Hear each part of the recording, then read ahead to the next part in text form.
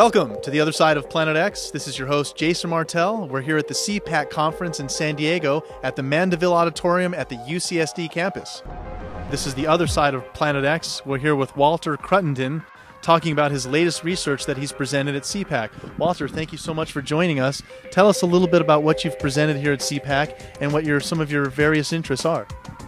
I was primarily looking into Hamlet's Mill and its message. This is this fantastic book which was written in 1969, and the first to really teach us that ancient myth and folklore is not just a bunch of gibberish, it's a scientific language of yore.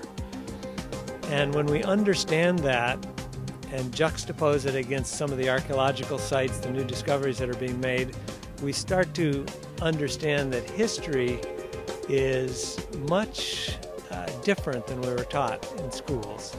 And specifically, what we're looking at is the fact that ancient man had a lot more knowledge than we thought he had, and that we could use some of that knowledge today because God knows the world needs it. Well, you bring up some very interesting points in some of the cultures you touch on, for instance, such as Sumer. That's always been a very interesting culture of interest to me. It talks about their interaction with their living gods, these Anunnaki, but they had very esoteric knowledge of just everyday living events. Can you describe some of the knowledge of some of these ancient cultures? Well, right now we tend to look at it through the lens of our own point in history, which is we're still fairly low on the cycle compared as taught by the ancients. And so we're looking for, mechanical things they had and this sort of thing. And certainly we find Sumer had, wonderful architectures, plumbing systems, medical knowledge, mathematical knowledge, tremendous knowledge of astronomy, this sort of thing.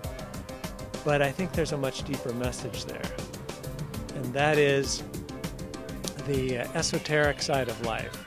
But because we're not back there yet as a culture, we don't see it. And there's over 100,000 cuneiform tablets that have been found so far. Only about 1% of those have been deciphered. Wow. So we have a long way to go.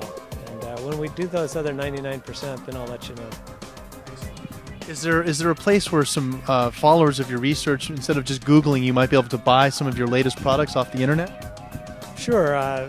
My book, Lost Star of Myth and Time, is available on Amazon.com, or our DVD, The Great Year. This was Plato's term for this great cycle of dark and golden ages. And our main research is on our website, thebinaryresearchinstitute.org. Yeah. Walter, thank you so much for your research, and let's take a look at that DVD, The Great Year. Ancient cultures around the world believe that history moved in a vast cycle of time with alternating dark and golden ages, and Plato called it the Great Year. So that's what this film is about. It's narrated by James Earl Jones, award-winning on PBS, and I think your listeners will enjoy it. Sounds amazing to me. Thank you very much. Meet us on the launch pad next time as we gas up the mothership and blast off for